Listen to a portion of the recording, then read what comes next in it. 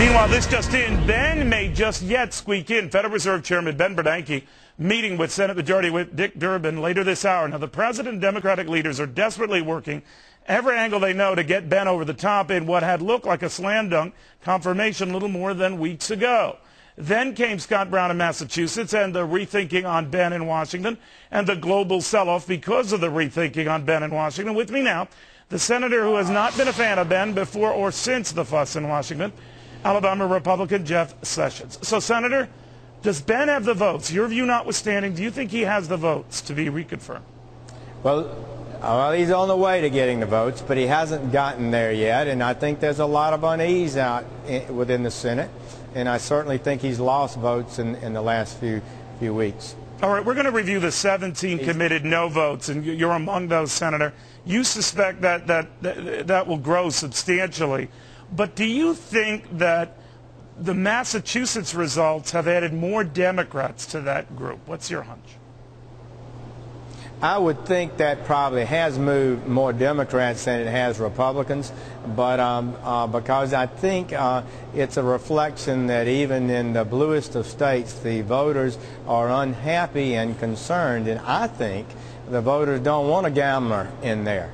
They don't want to be playing games. They know that we need a Volcker-like, Reagan-like, steady hand to restore sound money and get the debt under control. And if we do those things, America's economic futures be sound. But if we allow this debt to continue to spiral in this unsustainable way, it puts a cloud over our very economic future, as Mr. Greenspan said just recently. All right. Do you think, though, that given the tumult we were having in the markets last week, just the thought, not exclusively, but in large part, Ben Bernanke might not be reappointed, has given those who are opposed to him pause? In other words, they're going to say, yeah, I'll vote for the guy. I might hold my nose doing so, but I'll vote for the guy because I don't want to see a global panic ensue. What do you think? I think that probably will be one of the things that some people will say, that they feel like a change could be disruptive, but really we need change.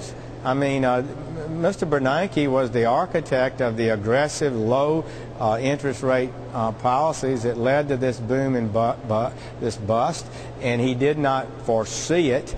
And now he's telling us if we allow him to continue in this way and do the things he'd like to do, unprecedented in our history, somehow now he knows how to get us out of it. Right. We were showing, Senator, him meeting dangerous. with your colleague Dick Durbin in his office just a few minutes ago. But obviously they're trying to marshal the votes they can as soon as they can. But let's say he doesn't make it. Let's say for some reason this escalates, views such as yours are echoed. Yeah. They'll say the market's notwithstanding, we don't like this guy. Then who?